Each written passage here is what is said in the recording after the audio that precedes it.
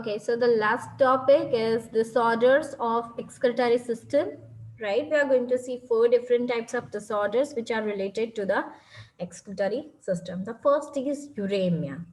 Now, when there is a high concentration of non-protein nitrogen, right? So when there will be excess amount or high concentration of urea, uric acid, creatinine, right?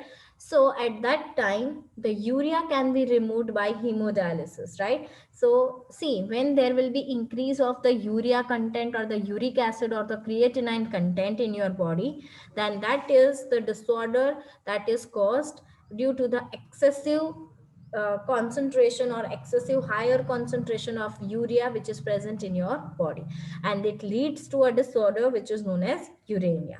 And when this stage comes, at that time the urea can be removed out by the use of the hemodialysis. So hemodialysis is a machine, right? The dialysis machine, you might have heard about it. So that is responsible for removing out the urea, right? And so that the person cannot further become more uremic, right? Next, the second one is renal failure. That is the failure of the kidney, right?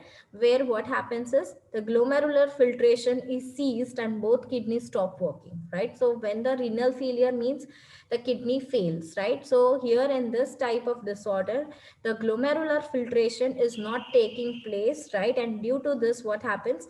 The kidneys stops to work. And the kidney transplant is the ultimate method in correction of acute kidney failure. So if a short time or a short time of a period, if the kidney has been failed, right, then the kidney transplant can only be done in this type of case, because if both the kidneys are not working, then a person cannot survive, right? So they should go for the kidney transplantation in order to get it corrected, right?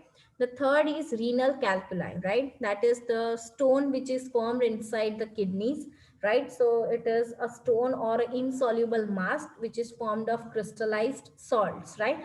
And it is forming within your kidney, right? And it forms the stone like structure which gives you pain, right? And that is the disorder which is caused by this type of formation, right? And that is renal calculi. And the last one is grom glomerulonephritis, right? Glomerulonephritis is also known as Bright's disease, right? Because the inflammation of glomeruli of the kidney takes place, and due to this, the entry of protein or red blood corpuscles into the filtrate due to injury.